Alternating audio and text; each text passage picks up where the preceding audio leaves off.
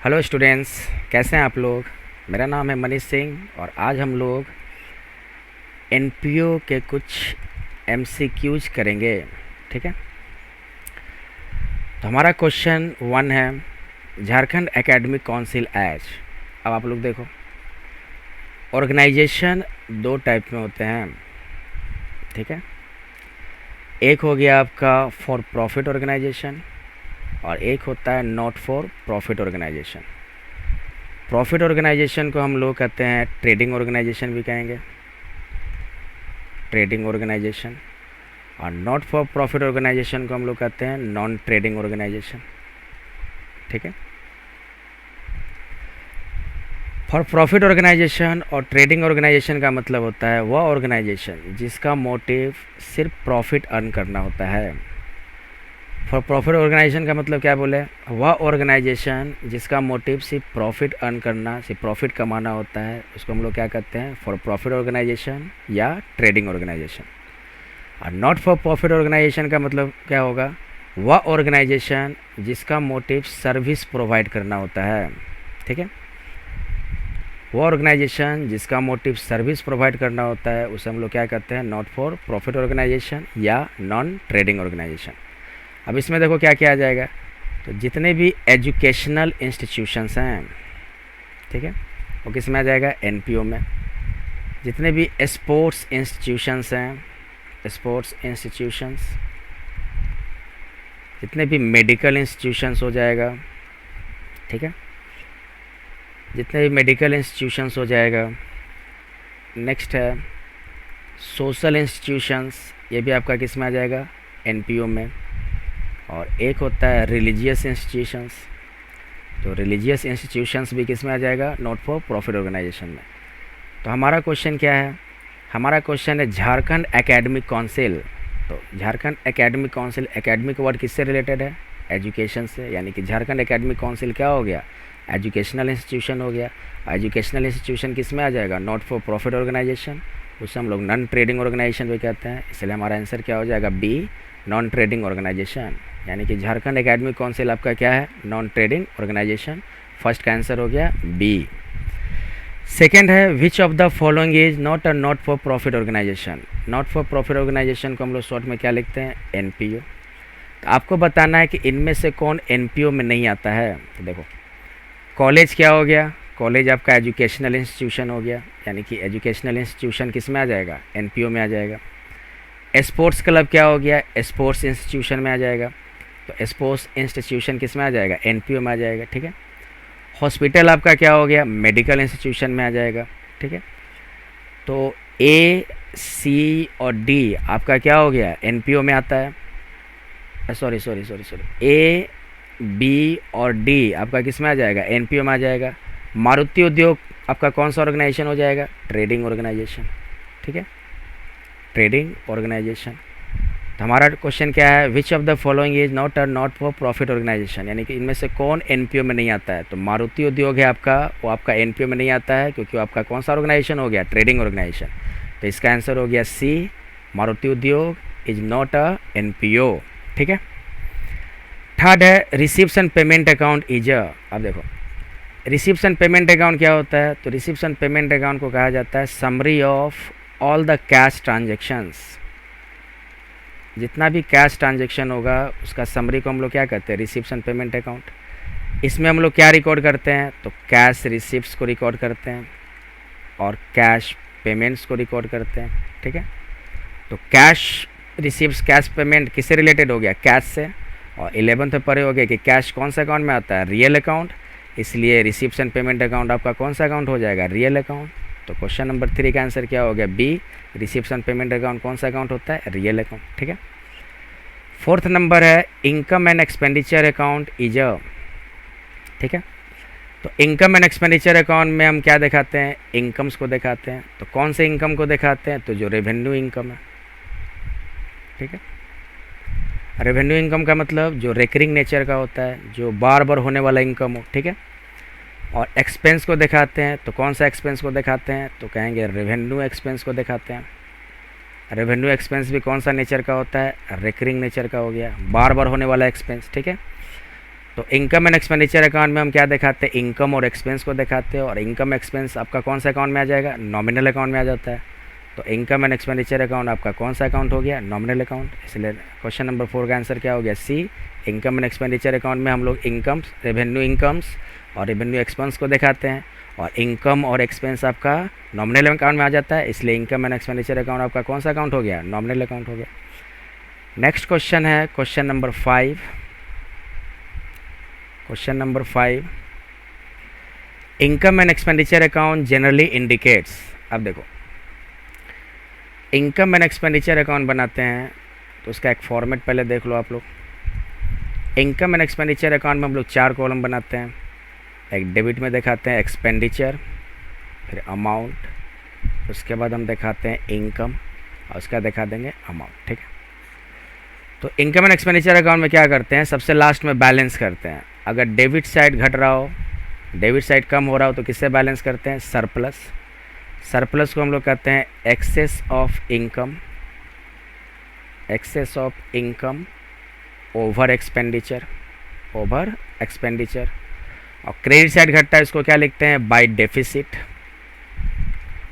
Bye deficit को क्या कहते हैं हम लोग, excess of expenditure over income, excess of expenditure over income. तो income and expenditure account generally indicates क्या होगा, या तो सरप्लस होगा या डेफिसिट होगा। तो हमारा क्वेश्चन है income and expenditure account generally indicates. Income and expenditure account में हम लोग किससे बैलेंस करते हैं, या तो सरप्लस से बैलेंस करते हैं, डेफिसिट से। तो हमारा ऑप्शन में क्या है, सरप्लस डेफिसिट। इसलिए इसका आंसर क्या हो जाएगा, A. Income and expenditure account generally indicates surplus और डेफिसिट। क्वेश्चन नंबर 6 है, the excess of assets over liabilities in non trading concern is treated as. Non trading concern को हम लोग क्या कहते हैं, एनपीओ भी कहते हैं। तो आपको बताना है कि एनपीओ में excess of assets over liabilities क्या होगा। तो देखो, एक फार्मूला आप लोग को पता होगा कि कैपिटल का फार्मूला क्या होता है, sundry assets minus outside liabilities. ठीक है, sundry assets minus outside liabilities. Sundry assets मान लो है 10,000 और आउटसाइड लायबिलिटीज हो गया कितना, 8,000। तो कितना हो गया आपका, 2,000 क्या आ गया, कैपिटल आ गया। तो 2,000 ये जो कैपिटल आया इसको हम क्या कहेंगे, एक्सेस ऑफ एसेट्स। तो कैपिटल का डिफिनीशन ही होता है excess of assets over liabilities is called capital. यही कैपिटल एनपीओ में क्या कहलाएगा, कैपिटल फंड। तो कैपिटल फंड का मतलब भी क्या हो गया कि आपका एसेट्स लायबिलिटी से जितना अधिक हो उसको हम लोग क्या कहते हैं एनपीओ में, कैपिटल फंड। तो हमारा क्वेश्चन क्या है, excess of assets over liabilities in non trading concern, उसको हम लोग क्या कहेंगे, कैपिटल फंड। कैपिटल यूज होता है ट्रेडिंग ऑर्गेनाइजेशन में, लेकिन वही कैपिटल आपका नॉट फॉर प्रॉफिट ऑर्गेनाइजेशन में क्या यूज करते हैं हम लोग, कैपिटल फंड अकाउंट यूज करते हैं। ठीक है, तो इसका आंसर हो जाएगा A. Excess of assets over liabilities in non trading concern is treated as capital fund. ठीक है, 7 नंबर है question, in non trading concern. Non trading concern को हम लोग क्या कहते हैं, not for profit organisation. Not for profit organisation का मतलब वह ऑर्गेनाइजेशन जिसका मोटिव सर्विस प्रोवाइड करना होता है, ऐसे ऑर्गेनाइजेशन को हम लोग क्या कहते हैं, नॉट फॉर प्रॉफिट ऑर्गेनाइजेशन। तो लिखा है in non trading concerns excess of income over expenditure is called. अभी हम बताएं कि excess of income over expenditure को क्या कहा जाता है, सरप्लस। और excess of expenditure over income को हम लोग क्या कहते हैं, डेफिसिट। तो हमारा क्या है, excess of income over expenditure, यानी excess of income over expenditure उसको हम लोग क्या कहते हैं, सरप्लस। तो हमारा आंसर क्या हो जाएगा, बी, सरप्लस। नेक्स्ट है लिगेसी। देखो लिगेसी पहले हम देखो ध्यान से, रिसिप्ट जो होता है ना, 2 तरह का रिसिप्ट होगा। एक होता है आपका कैपिटल रिसिप्ट, एक क्या हो जाएगा, कैपिटल रिसिप्ट, और एक क्या हो जाएगा, रेवेन्यू रिसिप्ट। ठीक, कैपिटल रिसिप्ट आपका होता है नॉन रेकरिंग नेचर का, मतलब कभी कभी होने वाला रिसिप्ट को हम लोग क्या कहते हैं, नॉन रेकरिंग या कैपिटल रिसिप्ट। और नॉन रेकरिंग वाला जो रिसिप्ट है, जो कैपिटल रिसिप्ट है, उसको क्या होता है, लायबिलिटी होगा। और रेवेन्यू रिसिप्ट क्या होता है आपका, तो ये हो जाएगा रेकरिंग नेचर का, मतलब बार बार होने वाला रिसिप्ट। तो जो बार बार होने वाला रिसिप्ट है, जो रेकरिंग नेचर का रिसिप्ट है, उसको हम लोग क्या कहते हैं, रेवेन्यू रिसिप्ट। और ये आपका क्या हो जाएगा, इनकम हो जाएगा। तो लिख रहा है क्वेश्चन कि legacy should be treated as, legacy को क्या कहते हैं, लिगेसी एक तरह का होता है वसीयत। वसीयत का मतलब कि कोई आदमी मरने के बाद उसका प्रॉपर्टी आपको मिल गया, इसको क्या क्या कहते हैं हम लोग, वसीयत होता है ना, विल कहते हैं इसको, ठीक है। तो वसीयत या विल क्या होता है, आपको बार बार मिलने वाला रिसिप्ट है या नॉन रेकरिंग नेचर का रिसिप्ट है, तो कहेंगे कि वसीयत या लिगेसी जो होता है वो कभी कभी होने वाला रिसिप्ट है, मतलब कैपिटल रिसिप्ट। और कैपिटल रिसिप्ट को क्या कहते हैं, लायबिलिटी। तो इसका आंसर क्या हो जाएगा, liability. Legacy should be treated as liability. Legacy को लायबिलिटी क्यों कह रहे हैं, क्योंकि लिगेसी क्या है, नॉन रेकरिंग नेचर का है। नॉन रेकरिंग नेचर वाले रिसिप्ट को क्या कहते हैं, कैपिटल रिसिप्ट। और कैपिटल रिसिप्ट को हम कहाँ दिखाते हैं, बैलेंस शीट में, लायबिलिटी साइड। कैपिटल रिसिप्ट आपका लायबिलिटी होगा, लिगेसी आपका क्या हो गया, कैपिटल रिसिप्ट है, इसलिए इसको हम क्या क्या कहेंगे, लायबिलिटी। और लायबिलिटी को कहाँ दिखाया जाता है, बैलेंस शीट में, लायबिलिटी साइड, ठीक है। तो इसका आंसर हो जाएगा A, legacy should be treated as liability. Next है क्वेश्चन नंबर 9। क्वेश्चन नंबर 9 है आपका, life membership fee receive by club is shown in. अब देखो, अभी हमने बताया कि रिसिप्ट दो तरह का होता है, एक हो गया कैपिटल रिसिप्ट और एक होता है आपका रेवेन्यू रिसिप्ट, ठीक है। कैपिटल रिसिप्ट का मतलब जो नॉन रेकरिंग हो, जो नॉन रेकरिंग हो, और रेवेन्यू रिसिप्ट का मतलब जो क्या हो, और रेकरिंग नेचर का हो, ठीक है। तो कैपिटल रिसिप्ट को हम क्या कहते हैं, लायबिलिटी कहते हैं, और रेवेन्यू रिसिप्ट हमारा क्या होगा, इनकम होगा, ठीक है। तो आपको बताना लाइफ मेंबरशिप फ़ी जो हम रिसीव कर रहे हैं, पहले बताओ कि क्या है, कैपिटल रिसिप्ट या रेवेन्यू रिसिप्ट है। तो कहेंगे लाइफ मेंबरशिप के फ़ी का मतलब होता है कि मेंबर को लाइफ में एक ही बार देना होता है, ठीक है। यानी कि अगर कोई एनपीओ है तो अपने मेंबर से उसके लाइफ टाइम में एक ही बार वो फ़ी रिसीव करता है। तो मतलब कभी कभी होने वाला रिसिप्ट हो गया, उसको हम लोग क्या कहते हैं, कैपिटल रिसिप्ट। और कैपिटल रिसिप्ट क्या होगा, लायबिलिटी। और लायबिलिटी को कहाँ शो करते हैं, बैलेंस शीट में, इसलिए इसका आंसर क्या हो जाएगा, बी, बैलेंस शीट। यानी life membership fee receive by club is shown in balance sheet, answer हो जाएगा इसका बी। 10 है, payment of honorarium to a secretary is treated as. अब देखो, जैसे मान लो हम सैलरी देते हैं, तो सैलरी हम किसको देते हैं, मान लो रेगुलर एम्प्लॉय को दिए, ठीक है। जब हमारे लिए काम करता है, हमारे लिए मेहनत करता है, तो हम उसको मेहनताना के रूप में क्या देते हैं, सैलरी देते हैं। सेम उसी तरह हम होनोरारियम भी देते हैं। तो होनोरारियम किसको देंगे, होनोरारियम देंगे जो नॉन रेगुलर एम्प्लॉय हो, ठीक है, ठीक है। जो मेरे यहाँ कभी कभी आके काम करता हो, तो हम उसको क्या करते हैं, सम्मान में, उसके प्रतिष्ठा में हम क्या करते हैं, उसको होनोरारियम देते हैं। तो ये एक तरह का कह सकते हो ग्रेटिचुअस पेमेंट, ग्रेटिचुअस पेमेंट। तो ये पेमेंट जो हो रहा है, ये क्या हो रहा है, रेकरिंग नेचर का है, ठीक है। जैसे सैलरी हमारा क्या हो गया, रेकरिंग नेचर का हो गया, उसी तरह होनोरारियम भी क्या है, रेकरिंग नेचर का। और रेकरिंग नेचर का जो एक्सपेंस होगा उसको क्या कहते हैं, रेवेन्यू एक्सपेंस। क्या कहते हैं, रेवेन्यू एक्सपेंस। और एक होता है वह एक्सपेंस जो नॉन रेकरिंग हो, तो नॉन रेकरिंग वाले एक्सपेंस को हम लोग क्या कहते हैं, कैपिटल एक्सपेंस। कैपिटल एक्सपेंस आपका क्या हो जाएगा, नॉन रेकरिंग नेचर का होता है। तो नॉन रेकरिंग वाला जो कैपिटल एक्सपेंस होता है वो हमारा क्या हो जाता है, एसेट्स हो जाता है। कैपिटल एक्सपेंस में क्या आ जाएगा एग्जाम्पल में, जैसे बिल्डिंग परचेज करना, ठीक है, इक्विपमेंट परचेज करना, फर्नीचर परचेज करना। तो ये सब कभी कभी होने वाला खर्च है। कभी कभी होने वाले को हम लोग क्या कहते हैं, नॉन रेकरिंग। तो कभी कभी होने वाले खर्च को क्या कहा जाता है, कैपिटल एक्सपेंस। वो हमारा क्या होता है, एसेट्स होता है। और वह एक्सपेंस जो रेकरिंग नेचर का हो, बार बार होने वाला खर्च हो, आपका क्या कहलाएगा, रेवेन्यू एक्सपेंस। तो होनोरारियम आपका क्या है, रेकरिंग नेचर का है, बार बार होने वाला एक्सपेंस है, इसलिए इसको हम क्या कहेंगे, रेवेन्यू एक्सपेंडिचर। तो payment of honorarium to secretary is treated as revenue expenditure, तो इसका आंसर हो जाएगा बी। नेक्स्ट है subscription should be treated as. अब देखो, सब्सक्रिप्शन आपका दो तरह का होता है, ठीक है। एक होगा आपका जनरल सब्सक्रिप्शन, एक आपका होगा जनरल सब्सक्रिप्शन, और एक हो जाएगा आपका स्पेशल सब्सक्रिप्शन।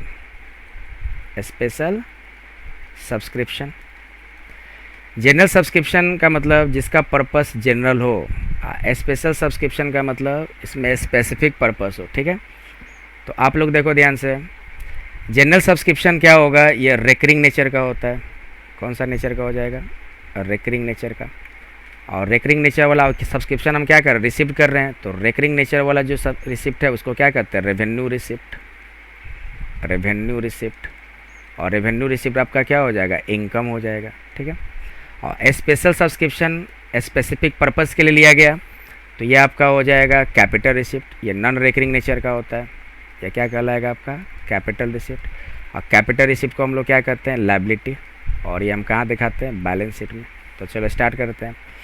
लिखा है क्वेश्चन नंबर 11 कि subscription should be treated as, तो सिर्फ सब्सक्रिप्शन लिखा रहा है, यहाँ पे कोई पर्पस, कोई स्पेसिफिक पर्पस मेंशन नहीं किया हुआ है। तो कौन सा सब्सक्रिप्शन हो गया, जनरल सब्सक्रिप्शन। और जनरल सब्सक्रिप्शन कौन सा नेचर का होता है, रेकरिंग नेचर का। मतलब कौन सा रिसिप्ट हो गया, रेवेन्यू रिसिप्ट या इनकम। तो ऑप्शन में देखो क्या है, रेवेन्यू रिसिप्ट। तो हमारा आंसर क्या हो जाएगा, रेवेन्यू रिसिप्ट, यानी कि ए आंसर हो जाएगा, ठीक है। क्वेश्चन नंबर 12 है सब्सक्रिप्शन रिसीव्ड फॉर बिल्डिंग।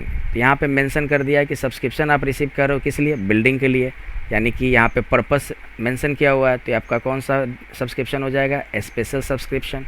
और स्पेशल सब्सक्रिप्शन कौन सा रिसिप्ट होता है, कैपिटल रिसिप्ट। और कैपिटल रिसिप्ट को हम लोग क्या करते हैं, लायबिलिटी, कहाँ दिखाते हैं, बैलेंस शीट में। तो कैपिटल रिसिप्ट आपका क्या होता है, लायबिलिटी। तो सब्सक्रिप्शन रिसिप्ट फॉर बिल्डिंग आपका क्या है, कैपिटल रिसिप्ट है, क्या हो जाएगा ये, लायबिलिटी। तो इसका आंसर हो जाएगा A, subscription receipt for building is a liability. तो नेक्स्ट क्वेश्चन है क्वेश्चन नंबर 13। क्वेश्चन नंबर 13 है आपका सेल ऑफ ओल्ड न्यूज़पेपर। अब देखो ओल्ड न्यूज़पेपर बेच रहे हैं तो रिसिप्ट हो रहा है। तो रिसिप्ट भी दो तरह का होता है, एक होता है कैपिटल रिसिप्ट और एक होगा रेवेन्यू रिसिप्ट, ठीक है। कैपिटल रिसिप्ट होता है नॉन रेकरिंग, मतलब जो कभी कभी होने वाला रिसिप्ट हो। और रेवेन्यू रिसिप्ट होता है रेकरिंग नेचर का, बार बार होने वाला रिसिप्ट, ठीक है। कैपिटल रिसिप्ट क्या कहते हैं, लायबिलिटी। और रेवेन्यू रिसिप्ट क्या हो गया आपका, इनकम हो गया, ठीक है, इनकम की तरह ट्रीट करेंगे। तो सेल ऑफ ओल्ड न्यूज़पेपर क्या हो गया आपका, तो ये बार बार होने वाला रिसिप्ट है। हम ओल्ड न्यूज़पेपर क्या करते हैं, रेगुलर वे में बेचते हैं, ठीक है। तो ये रेकरिंग नेचर का होता है, रेकरिंग नेचर मतलब रेवेन्यू रिसिप्ट।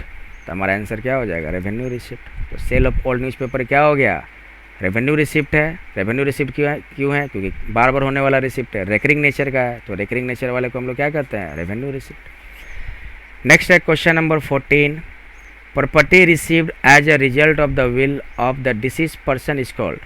पर्सन के मरने के बाद उसका विल से, उसकी इच्छा क्या थी कि प्रॉपर्टी आपको मिलेगा, यानी कि आपने क्या किया, उस पर्सन से, उसके पर्सन के मरने के बाद उसकी इच्छा के अकॉर्डिंग आपने क्या किया, प्रॉपर्टी रिसीव किया।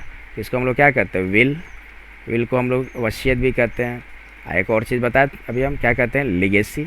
और लिगेसी कौन सा रिसिप्ट हो गया, कैपिटल रिसिप्ट।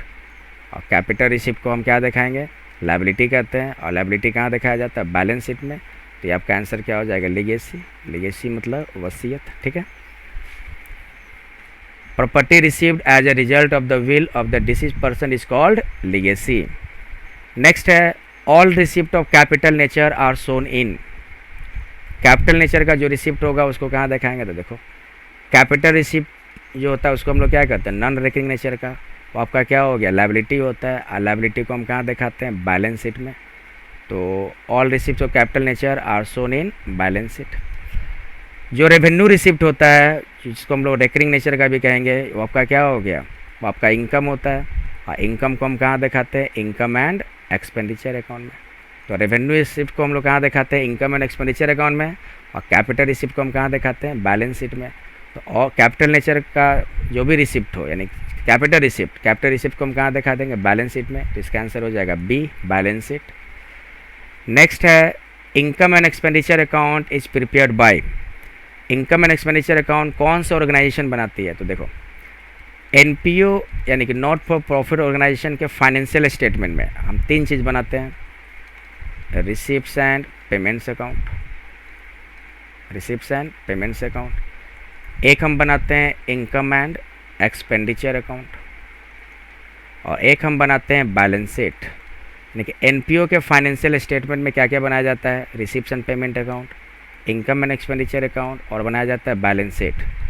तो यहाँ आपका क्वेश्चन क्या कर रहा है कि income and expenditure account is prepared by, मैंने कौन सा ऑर्गेनाइजेशन बनाती है, तो इनकम एंड एक्सपेंडिचर अकाउंट कौन सा ऑर्गेनाइजेशन बनाती है, not for profit organisation. Receipts and payment account कौन सा ऑर्गेनाइजेशन बनाएगा, तो नॉट फॉर प्रॉफिट ऑर्गेनाइजेशन, ठीक है। तो income and expenditure account is prepared by not for profit organisation, तो इसका आंसर क्या हो जाएगा? सी। ठीक है, आप सभी वीडियो को लाइक करें, शेयर करें, सब्सक्राइब करें। Thanks for watching.